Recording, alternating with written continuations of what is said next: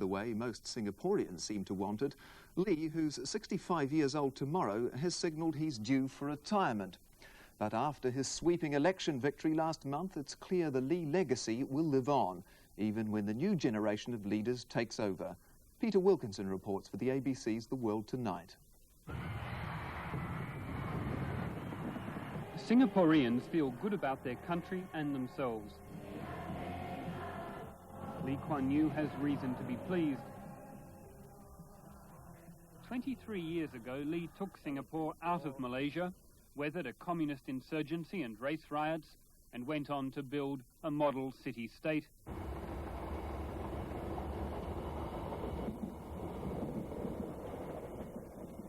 Singapore's largely Chinese population respects strong leadership and accepted Lee's discipline and views on society. In Singapore, the individual is subordinate to society. Unlike in the West, where the individual places himself above society, if we forget this key difference, our society will be in peril. Lee's search for excellence has made Singapore a highly regulated and controlled society. If you try to insist on cleanliness at every point, all you do is sweep a whole lot of dirt under the rug. Father Jim Minchin wrote a controversial biography of Lee Kuan Yew. If you want people who've got real creativity, real capacity for initiative and flair, you've got to be able to give them room to make mistakes and, sure, provide some kind of backup so that they can be cushioned, or Singapore can be cushioned from the effects of that. But to imagine that you're going to have a decent political culture in which the decision-making process is as highly centralized as it is in Singapore, it's crazy. Government influence reaches into the bedroom. In the 1970s, women were told to have just one child. More children are fun. Things seem to get better. Now the government says, have as many as you can. Accepting such government interference has helped make Singapore a standout success in Asia. There's a Chinese majority, but no Chinese domination. Singapore respects and protects its Malay, Muslim and Indian Tamil minorities. Every family is well housed. More than 80% live in government-built flats available for purchase on easy terms. It's the best public housing in Asia. The Singaporeans are very intolerant of inefficiency, corruption, and in some ways, unequal treatment. Singaporeans want to be treated equally in terms of public housing, in terms of education. And I would argue that, in fact, Singaporeans are prepared to tolerate a greater restriction on free speech, opposition, assembly. They seem to be a bit more tolerant of that than they are about corruption being allowed or inefficiency being allowed and ineffective government. Contrary to the government's assertion, Francis Siao tried to form an opposition party. The former Solicitor General talked to American diplomats about his plans. The government said he was being manipulated and jailed him without trial for 72 days. Right up till now, what has been happening is government has been able to ram through everything through Parliament.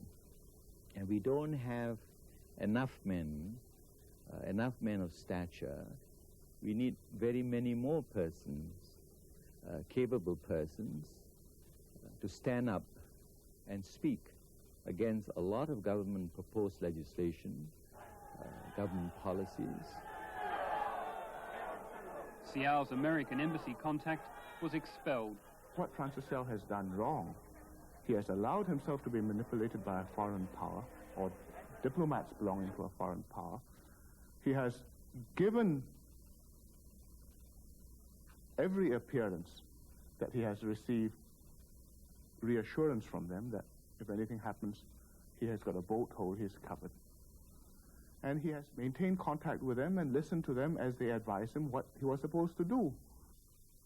Lee Hsien Loong is a senior minister and the Prime Minister's son. He makes no apologies for the government's apparent excesses, such as rounding up 22 social workers and priests accused of being Marxist conspirators. They were jailed for nearly a year. Some claim they were tortured.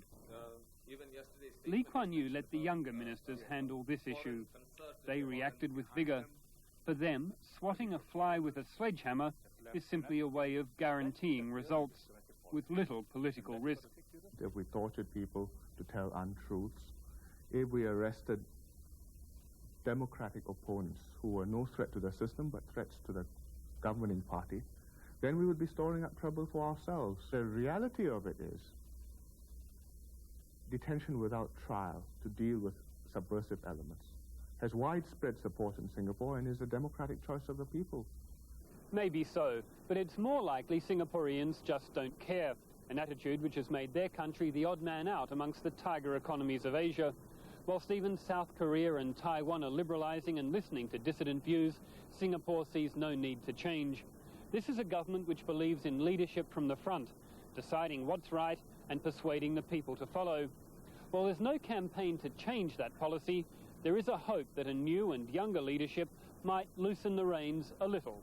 There is an attempt to be a bit more liberal, but I am sure the second generation leaders would be very hesitant to depart from a tight model which has worked in the past, because now they still have to produce the results, and more so after the Prime Minister leaves the seat.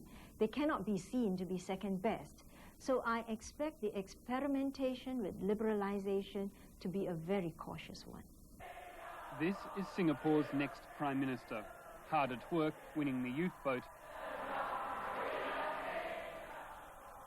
Goh Chok Tong is colourless and has problems putting his ideas across. Prime Minister Lee says he's the best new leader available. Singapore's political system no longer attracts the best and brightest. Presently, what Singaporeans feel dissatisfied about is political style, a little opening up of the system. And here you will not get bright young men and women who are prepared to sacrifice their careers, opportunity costs for a little democratic space. I belong to that exclusive club of founder members of new countries. First, prime ministers or presidents of a new independent country.